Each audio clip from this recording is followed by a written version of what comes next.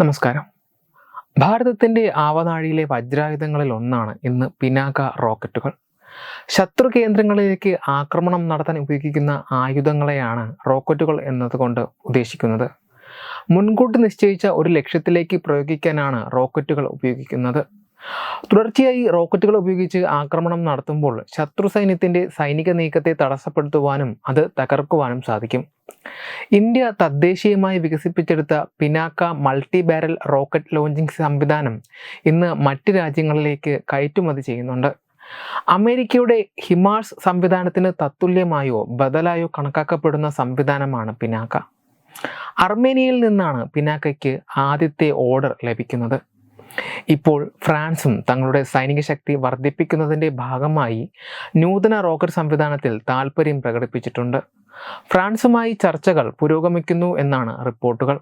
അടുത്ത ആഴ്ചകളിൽ പിനാക പരീക്ഷിക്കാൻ ഫ്രാൻസ് തീരുമാനിച്ചതായും സ്ഥിരീകരിക്കാത്ത റിപ്പോർട്ടുകളുണ്ട്. ഇപ്പോൾ പിനാകയിൽ വലിയ മാറ്റങ്ങൾ വരുത്തി അതിനെ കൂടുതൽ ആക്രമണകാരിയാക്കാനുള്ള ശ്രമത്തിലാണ് ഒരു സംഘം ഗവേഷകർ. IIT മദ്രാസിൽ ഗവേഷണം നടത്തുന്ന ലഫ്റ്റനന്റ് ജനറൽ PR ശങ്കറിൻ്റെ നേതൃത്വത്തിലുള്ള ഗവേഷകരാണ് പിനാകയുടെ കരുത്ത് കൂട്ടാനുള്ള ശ്രമങ്ങൾക്ക് ചുക്കാൻ പിടിക്കുന്നത്. സൈന്യത്തിലെ മുൻ ആർട്ടിലറി വിഭാഗത്തിൻ്റെ മേധാവിയായിരുന്നു ലഫ്റ്റനന്റ് ജനറൽ PR ശങ്കർ. പിനാകയുടെ ആക്രമണ പരിധി വർദ്ധിപ്പിക്കുവാനാണ് ഗവേഷകർ ഇപ്പോൾ ശ്രമിക്കുന്നത്. നിലവിൽ പരമാവധി 75 കിലോമീറ്റർ ദൂരത്തേക്ക് മാത്രമേ പിനാക ഉപയോഗിച്ച് ആക്രമണം നടത്താൻ സാധിക്കൂ. എന്നാൽ പിനാകയിൽ ഉപയോഗിക്കുന്ന റോക്കറ്റ് എഞ്ചിൻ മാറ്റി തദ്ദേശീയമായി വികസിപ്പിച്ച റാംജെറ്റ് എഞ്ചിൻ ഉപയോഗിക്കാനാണ് ഗവേഷകർ ശ്രമിക്കുന്നത്. അത് സാധ്യമായാൽ പിനാകയുടെ ആക്രമണ പരിധി 3 ഇരട്ടി വർദ്ധിക്കും.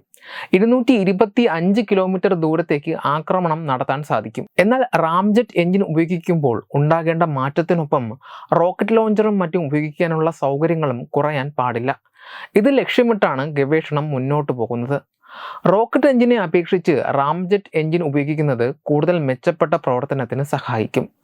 റോക്കറ്റ് മുന്നോട്ട് പോകുന്നതിൻ്റെ വേഗത കൂടുമ്പോൾ അന്തരീക്ഷത്തിൽ നിന്ന് വായു വലിച്ചെടുത്ത് ഇന്ധനവുമായി ചേർത്ത് ജ്വലനം സാധ്യമാക്കുന്നവയാണ് റാംജെറ്റ് എഞ്ചിൻ. നിലവിൽ റോക്കറ്റിനുള്ള ഖര ഇന്ധനത്തിനൊപ്പം ജ്വലനം എളുപ്പമാക്കാൻ ഓക്സിഡൈസറും ഉപയോഗിക്കുന്നുണ്ട്. ഓക്സിഡൈസറിൻ്റെ അളവ് കുറയ്ക്കുവാൻ റാംജെറ്റ് എഞ്ചിനിലൂടെ സാധിക്കും.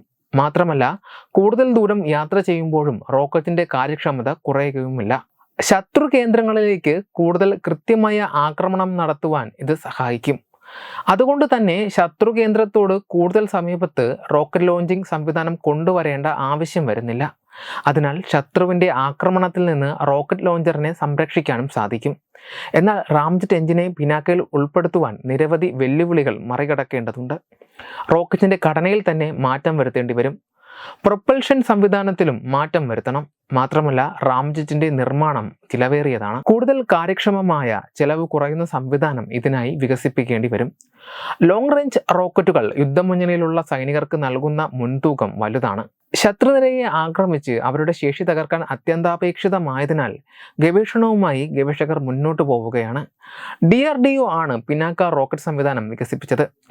റഷ്യൻ ഗ്രാഡ് BM-21 റോക്കറ്റ് ലോഞ്ചറിന് പകരമായാണ് ഇന്ത്യൻ സേനയിൽ പിനാക വിന്യസിച്ചത്. 1999 കാർഗിൽ യുദ്ധകാലത്തായിരുന്നു ആദ്യ വിന്യാസം. യുദ്ധത്തിനിടെ ഉയർന്ന പ്രദേശത്തുള്ള പാക് പൊസിഷനുകൾ തകർക്കുന്നതിൽ പിനാക വഹിച്ച പങ്ക് ഏറെ പ്രധാനമാണ്. Web desk Tatwamayi news.